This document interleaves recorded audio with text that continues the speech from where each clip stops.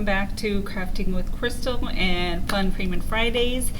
Today we're going to be doing this neat little Christmas in July ornament. It has a bunch of little small beads, and then it has this backing on it that we added, and of course the little small string. This will be a little bit time consuming, so keep that in mind whenever you're going to start this. And keep in mind that if you're using glue or glue guns, it is going to wet your paper.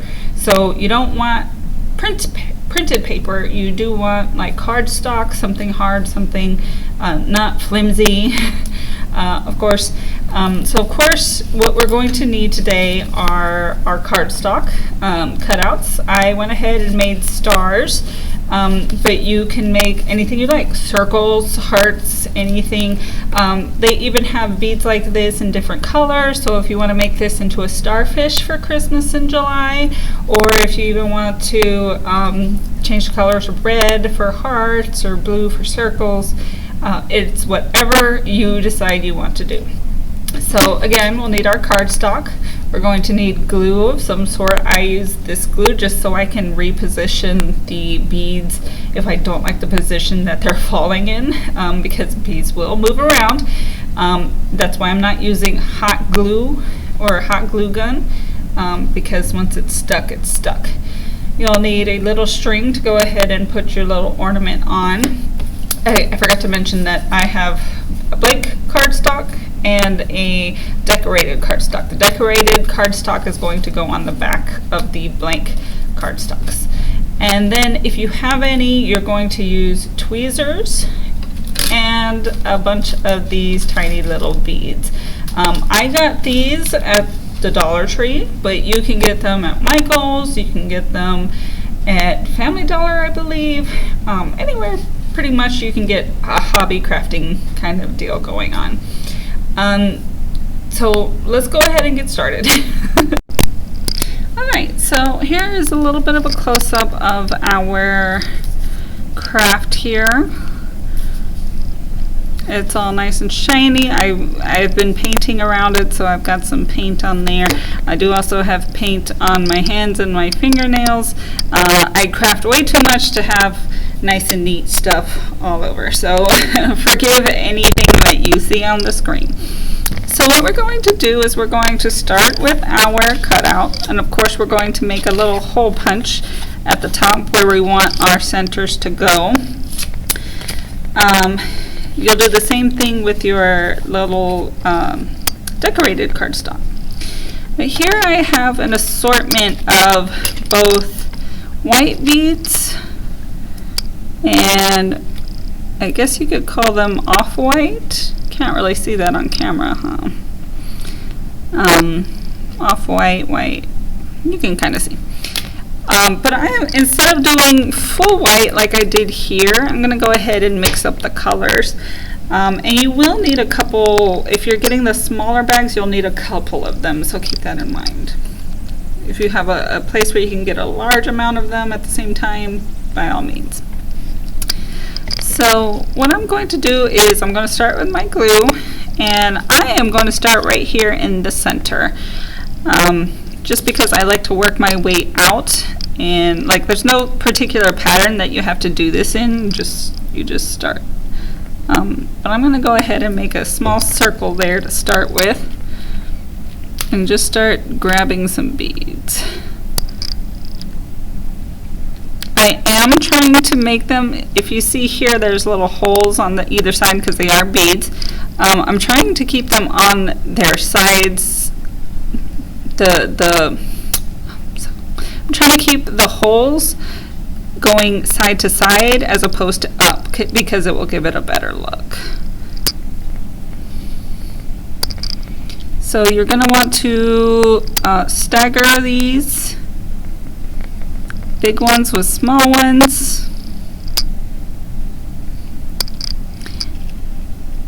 and continue that way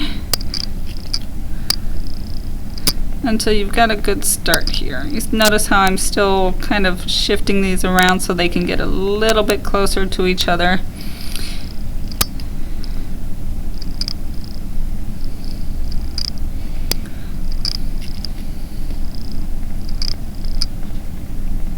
Just kind of scooting them in on the glue here.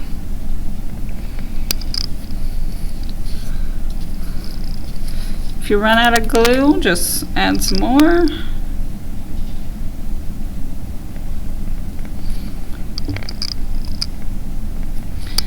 And keep going.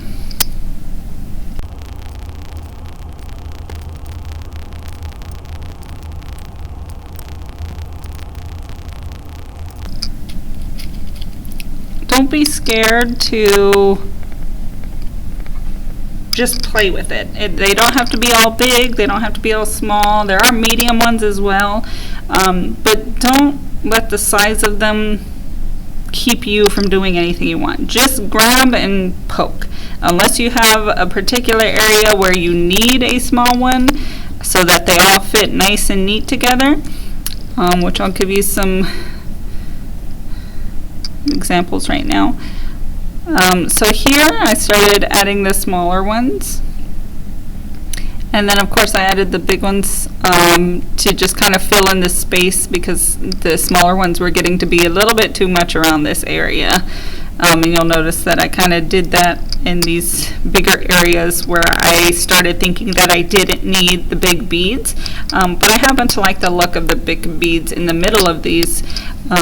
So I'll probably redo that on this one to make sure that I am actively paying attention to which beads I'm putting down.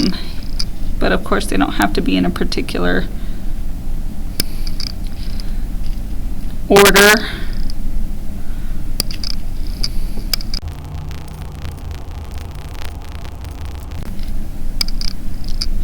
The only thing I'm actively trying not to do is to put two of the same color next to each other too much. You can already see there's a little grouping of these off-whites. You might not be able to see on camera, but this little area is off-white and I have very few actual white ones. So I'm going to go ahead and start adding more of those.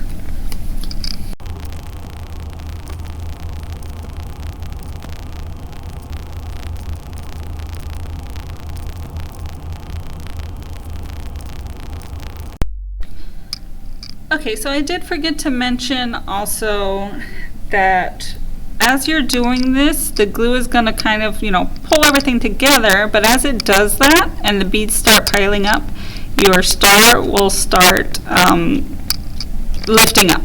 So you're going to want something to go ahead and put on the ends of it while you're working on it so that it will stay down. I don't currently have anything.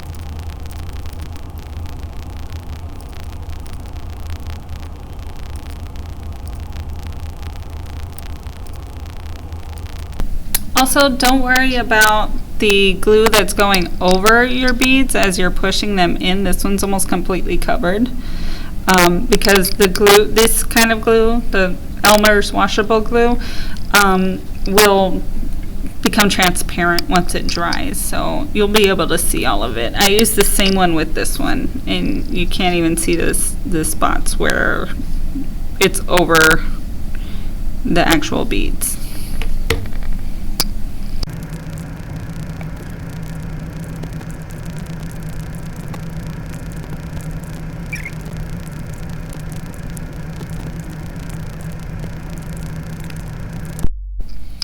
Okay, at this point when you're getting into the legs of it, you might be starting to doubt the process and getting tired of it. I assure you, if you keep going, it will turn out fantastically. Just keep adding the glue and just keep adding the beads.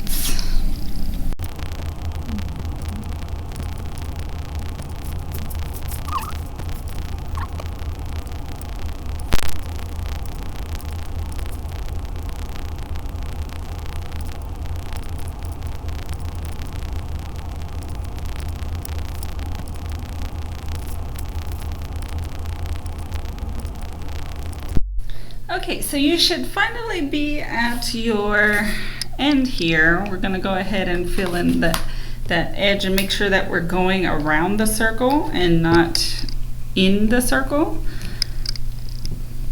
So what I'm going to do is I'm just going to go ahead Make sure my glue is open, and then kind of just spread it all around.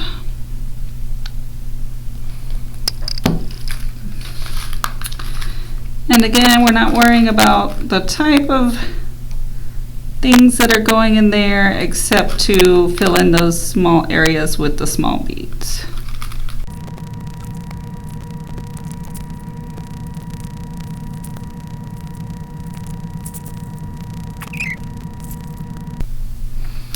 All right, and we are finished. So we're gonna go ahead and let that dry. And once that's, it's upside down to y'all. Once that's dry, all we're going to do is we're going to put glue on the back of this, place the star on the back of it with, of course, the outside facing out, so it would look like this, Make sure that the holes match up, and then we'll put our twine in there. And that's it. That was the whole craft. That's how easy it is. So let's go ahead and skip on over to that. Since I'm in a rush for time and y'all aren't, y'all will wait until this completely dries before you do it. But I'm gonna go ahead and glue it down. Make sure you get glue all over the place. We're gonna line up our holes here. Oh no! I pulled on it too hard. It's okay, it's still drying. And place it down. Get back on there.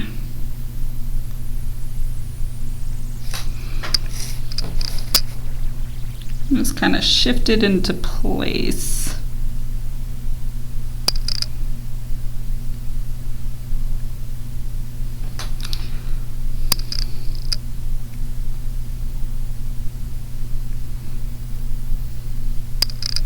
And push it down.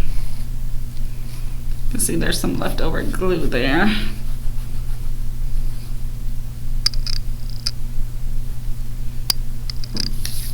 So if you want to be nitpicky, you see these kind of blank areas that are all around where the beads weren't quite gonna go without falling off or being on the edge. If you're nitpicky, you can go ahead and use an X-Acto knife and cut around those areas to make it the exact shape of the beads that you have on here. I'm gonna go ahead and thread my twine through here.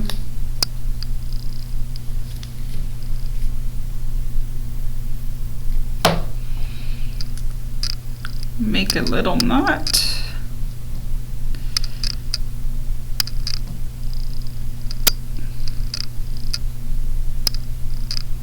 And then another one.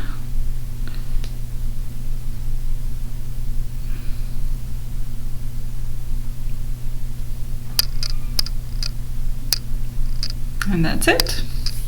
The project is done. See if I can show y'all without screwing it up.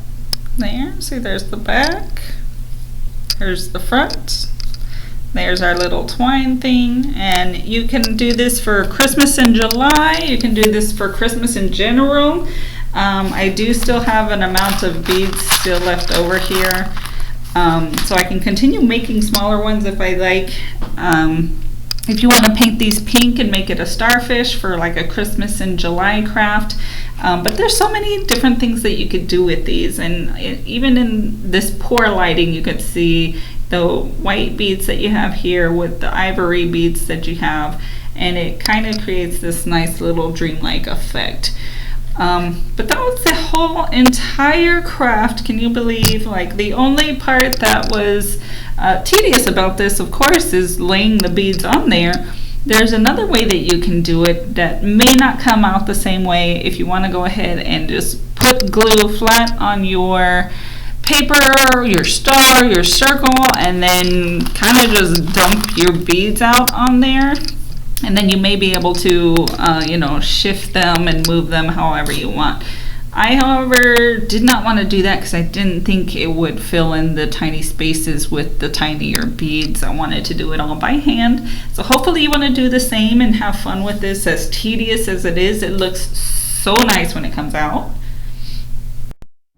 So that was our craft for today, a Christmas in July ornament, or an actual Christmas ornament. It took a while. The beads do take a while to set down, especially if you're doing them by hand. But it's actually a really short craft if you can do that part fast enough. You just literally have to cut out the piece of paper, glue the beads on, glue a backing on, put in your twine or your ribbon, and you would be done.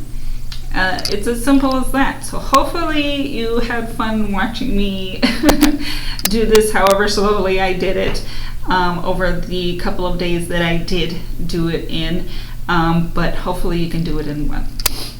Thank you for joining us for this Freeman Fun Friday. Thank you for joining me, Crystal, for Crafting with Crystal, and we hope that you join us on our next video.